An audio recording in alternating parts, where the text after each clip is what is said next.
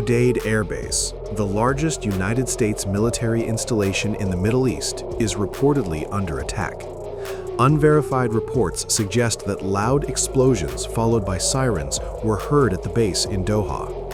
Early alerts indicate that the base may have been directly targeted, with possible impacts reported in the area. Remember, since the war broke out following the strikes by the US and Israel, in which Supreme Leader Ayatollah Ali Khamenei was killed, Iran has been targeting Al Udeid base with drones and missiles.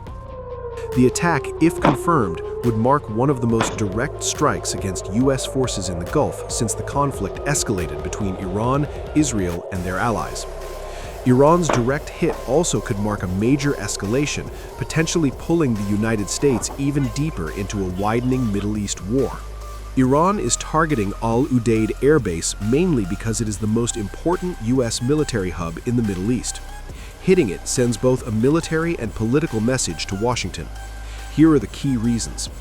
Number 1, it is the largest US base in the Middle East. It hosts around 8,000 to 10,000 American troops and massive air infrastructure. It has 2 huge runways capable of handling B-52 bombers, fighter jets, and cargo aircraft. It is equipped with advanced radar, missile defense, and surveillance systems. It also has huge fuel, logistics, and command facilities. Because of its scale, damaging the base would directly impact US military capability in the Gulf. Number 2, it is the command center for US air wars. The base hosts the Combined Air Operations Center, CAOC, which coordinates air missions across the entire Middle East. From this facility, the US manages operations in places like Iraq, Syria, Afghanistan, and the Persian Gulf region. Many US airstrikes and surveillance missions in the region are planned and controlled from this base. Number 3, it is CENTCOM's forward headquarters. Al Udeid acts as the forward command hub for the US Central Command, which oversees American military operations across the Middle East and Central Asia. That means the base is essentially the nerve center of US military power in the region. Number 4, it sits close to Iran. Geographically, Qatar is just across the Persian Gulf from Iran. This proximity means US aircraft can launch missions toward Iran or nearby regions quickly. The base acts as a deterrent against Iran. Iran wants to show US bases are vulnerable. Tehran has repeatedly warned that all US bases in the Middle East are potential targets. By targeting Al Udeid, Tehran aims to retaliate for US strikes on Iranian assets, demonstrate that American bases cannot operate safely in the region, and pressure Washington by threatening troops and infrastructure. Meanwhile, Qatar has intercepted a fresh attack from Iran on early Monday. Sirens were sounded across Doha as Qatar reported a fresh salvo in its airspace. Amid no end to the tensions, Qatari Prime Minister Sheikh Mohammed bin Abdul Rahman has urged all sides involved in the Middle East war to de-escalate, the Prime Minister told Sky News during an interview on Sunday. "We will continue talking to the Iranians. We will continue trying to seek de-escalation." Sheikh Mohammed said recent events delivered a huge shakeup to the trust underpinning the relationship with Iran. American Central Command's headquarters in Qatar was nearly hit in a dramatic Iranian bombing attempt. Iranian bombers reportedly came dangerously close to striking the key US military hub before Qatari jets intervened at the last moment. The urgent intervention reportedly prevented a catastrophic attack on one of America's most critical Middle Eastern command centers. 2 sources exclusively briefed CNN on the operation and revealed that Iranian bombers were minutes away from striking the US military's Al Udeid Air Base in Doha. The incident took place on March 2 days after Israel and the US attacked Iran and killed Supreme Leader Ayatollah Ali Khamenei, along with aides and security men. On the morning of March 2, Iran's Revolutionary Guard Corps, IRGC, dispatched 2 Soviet-era Su-24 tactical bombers toward Al Udeid Air Base and Ras Laffan, a key natural gas processing facility and a bedrock of the Qatari economy. One source told CNN that the Iranian bombers were 2 minutes away from their targets.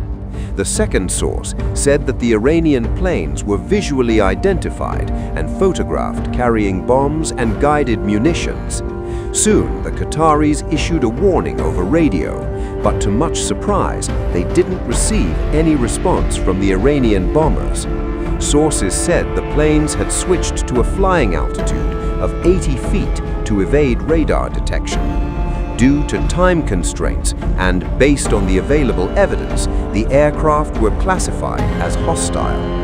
Qatar then dispatched its warplanes, and a Qatari F-15 fighter engaged the Iranian bombers in aerial combat. Ultimately, the Qatari jets managed to shoot down the Iranian bombers.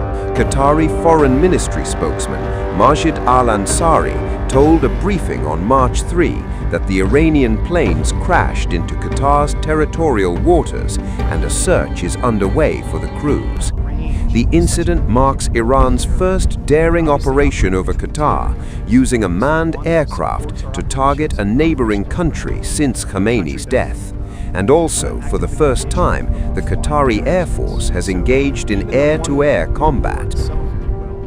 After the incident, Qatari Prime Minister Mohammed bin Abdul Rahman Al Thani spoke to Iranian Foreign Minister Abbas Araghchi. Al Thani described the incident as escalatory and one that indicates no genuine desire by Iran to de-escalate or find a resolution. All the red lines have already been crossed. The attacks on our sovereignty are constant. There are attacks on our infrastructure, there are attacks on our residential areas, and the effects of these attacks are very clear. And therefore, we don't presume that there are any more red lines to be crossed when our sovereignty has been targeted in this way. When it comes to possible retaliation, as I said, all options are with our leadership, but we have to make it very clear that attacks like these will not go unanswered and cannot go unanswered. On the attack with the 2 Sukhoi planes yesterday, the fighter jets were monitored coming into Qatari airspace. We immediately scrambled our fighter jets along with the joint squadron. The rules of engagements were followed to the letter. The pilots were informed that they have crossed into Qatari airspace, and at the moment that they were seeing that they are a definite threat to Doha, as their trajectory was Doha, they were shot down over the waters of the Gulf. And right now we don't have any updates on the status of the pilots of these fighter jets, but we must reaffirm that any attack on our sovereignty will be dealt with the same way. There were attempts to target Hamad International Airport. They were all thwarted, and the missiles were downed by our defensive measures, and none of them have reached the airport. The airport has been safe since the beginning of the escalation. With the United States, we don't need any back channeling. We have a very good front channel that is working. We're organizing, we're coordinating with the administration and with CENTCOM here in Qatar on the protection of our sovereignty and protection of Qatar and all that are who are living there and here, including the servicemen and women of the United States. Obviously, this is a grave danger to international economy. We're talking here about Qatar that supplies 20% of international supply of LNG, of natural gas.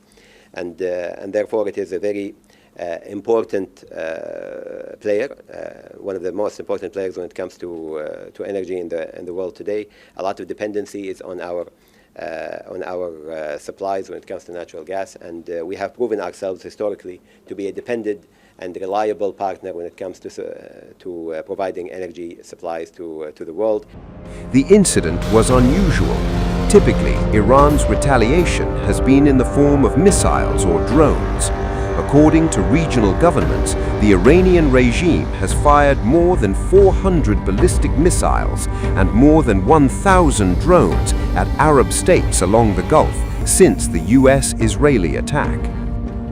Iran has targeted US military sites, US diplomatic missions, urban centers, energy infrastructure, and airports in the Gulf states. In a dramatic missile strike, Iran bombarded the CENTCOM headquarters in Qatar. Iranian ballistic missiles struck the forward headquarters of the United States Central Command, CENTCOM, at the Udeid Air Base in Doha, Qatar's defense ministry said. In a statement, the ministry said Qatar was targeted by 2 ballistic missiles launched from Iran, adding that air defense systems intercepted one of them, while the second fell on the base located southwest of the capital Doha without resulting in human losses. The ministry said the Qatari armed forces possess the full capability to safeguard the country's sovereignty and territory and remain prepared to respond firmly to any external threat. It also urged citizens, residents, and visitors to remain calm, follow official instructions, and rely on verified information rather than rumors. The statement did not specify whether the missile caused material damage. Al-Udeid isn't just another base, it's the backbone of U.S. military air power and command in the Middle East. It is a high-value strategic target and critical asset in the ongoing Iran war. It serves as the forward headquarters for U.S. Central Command and houses the Combined Air Operations Center, the nerve center directing air missions across the region.